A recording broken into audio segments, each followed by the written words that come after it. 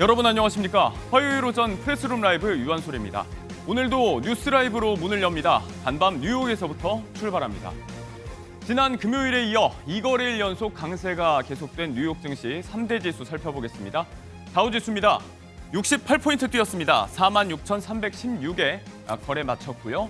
S&P 500은 17포인트 오른 6,661에 나스닥은 107포인트 상승으로 22,591로 마감했습니다. AI 거품론으로 분위기가 안 좋았던 지난주였죠. 간밤엔 엔비디아 등 대형 기술주에 훈풍이 불었습니다. 다만 경계심도 여전해서 오후엔 상승세가 좀 꺾이는 모습도 보였습니다. 연방정부 셧다운 시한도 임박했죠. 해결법을 모르겠다고 말했던 트럼프 대통령도 수뇌부와 논의에 들어갔다고 합니다. 결과를 한번 두고 보시죠. 그리고 서울입니다. 어제 3,430선을 회복한 코스피.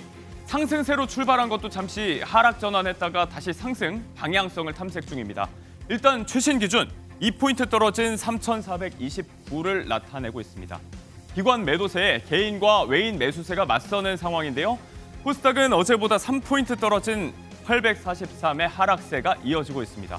미국발 불확실성, 긴 추석 연휴를 앞두고 커지는 변동성까지 잘 살펴야겠습니다. 한 회사에서만 무려 1억 넘는 실업급여를 타갔다. 가능한 일일까요? 올해 실업급여 반복 수급자가 사상 최대치를 찍을 것으로 전망되는데요. 이런 극단적인 사례까지 확인됐습니다. 지난 7월 기준 2번 이상 반복해서 실업급여를 받은 사람은 약 37만 명, 전체 3분의 1인데요. 지난해 75% 수준을 이미 넘어섰습니다. 특히 같은 사업장 퇴사, 재입사를 반복하면서 실업급여를 타는 경우가 크게 늘었습니다.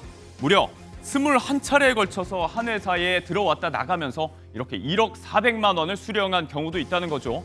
사실상 나라가 임금을 대신 내줬다. 횟수와 총액에 제한이 없는 이 제도에 보완이 필요하다는 지적입니다. 일정 변경 안 해도 된다.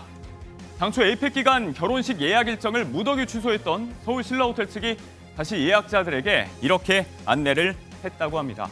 다만 이미 일정을 바꾼 예비 부부들에게는 약속한 예식 비용 등을 지원한다고 하는데요. 무슨 일이 있었던 걸까요?